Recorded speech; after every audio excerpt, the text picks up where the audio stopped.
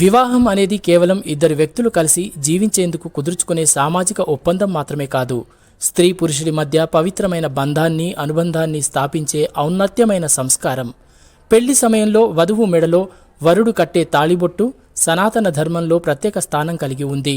అయితే పెళ్లి సమయంలో 2 సూత్రాలను కలిపిన పసుపు తాడును మంగళప్రదంగా దివ్య ముహూర్తంలో వరుడు వధువు మెడలో వేసి 3 ముళ్ళు వేస్తాడు. అయితే వివాహం తర్వాత పసుపు తాడుకు బదులుగా చాలామంది వారి స్తోమతను బట్టి బంగారంతో తయారు చేసిన హారాన్ని సూత్రాలకు జతచేసి మెడలో ధరిస్తారు. అయితే ప్రస్తుతం బంగారం, వెండి ధరలు విపరీతంగా పెరిగిన నేపథ్యంలో వివాహాల వంటి శుభకార్యాల్లో కొందరు ప్రత్యామ్నాయాలపై ఆలోచిస్తున్నారు. ఇది ఎంతవరకు కరెక్ట్? అలా చేయకూడదనే విషయం ఏదైనా హైందవ ధర్మంలో ఉందా అనే సందేహాలు ఇప్పుడు వ్యక్తమవుతున్నాయి. దీనిపై విజయనగరానికి చెందిన ప్రముఖ వేద పండితులు, అర్చకులు పులకొండ సుబ్రహ్మణ్య శర్మ లోకల్ 18కి సందేహాలు నివృత్తి చేశారు. అవేంటో ఇప్పుడు చూద్దాం.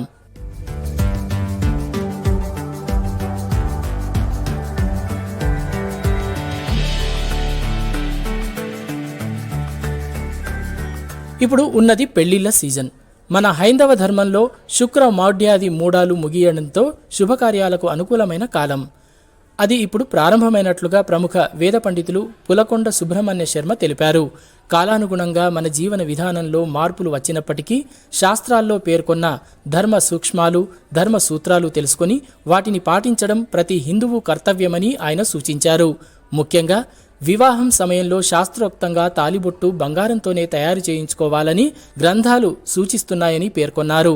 ఆనవాయితీ ప్రకారం 101 బీసంతో తాళిబొట్టు చేయించడం శ్రేష్టమని తెలిపారు.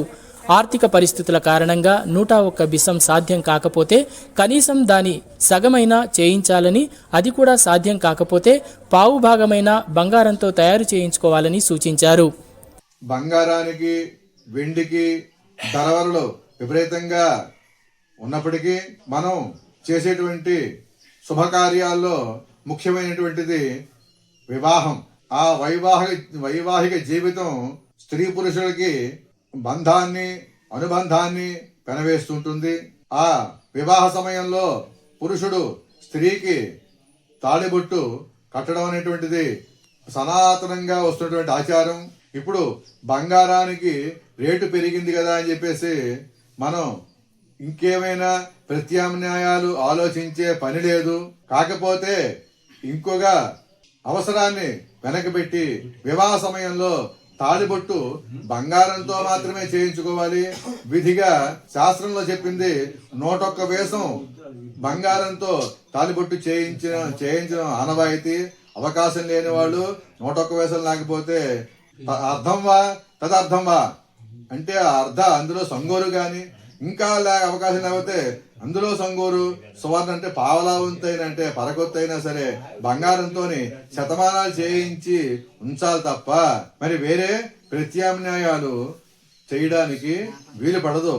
అయితే బంగారం ధరలు అమాంతం పెరగడంతో 1 గ్రాము కొనడం కూడా పేద, మధ్యతరగతి ప్రజలకు స్తోమతకు మించి సాహసంగా మారింది. ఇలాంటి పరిస్థితుల్లో బంగారానికి బదులుగా వెండి, రాగి వంటి లోహాలతో చేయించుకుంటే తప్పేంటనే ఆలోచనతో ఉన్నారు. సుబ్రహ్మణ్య శర్మ సందేహాలకు పరిష్కారం చూపించారు. అయితే శాస్త్రాల్లో అటువంటి ప్రత్యామ్నాయాలకు ప్రస్తావన లేదని స్పష్టం చేశారు. బంగారం స్థానంలో ఇతర లోహాలను ఉపయోగించడం శాస్త్రోక్త విధానం కాదని చెప్పారు. అయితే పూర్తిగా బంగారం సమకూర్చలేని పరిస్థితుల్లో పవిత్రతకు ప్రతీక అయిన పసుపు కొమ్మును తాత్కాలికంగా ఉపయోగించవచ్చని పేర్కొన్నారు.